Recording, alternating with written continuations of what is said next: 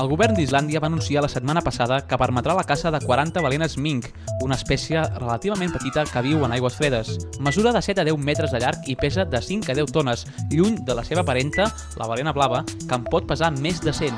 Així es posa fi a una parada biològica durant la qual no es podien caçar cetacis per afavorir-ne la regeneració.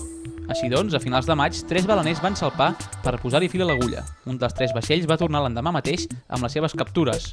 Fins al 2006, Islàndia havia prohibit la captura de balenes amb finalitats comercials durant 20 anys. Des de llavors, es poden tornar a caçar durant uns períodes determinats i el govern decideix les quotes de pesca segons la demanda de carn de balena. La decisió no ha agradat als ecologistes, que van aplaudir la parada biològica de l'any passat.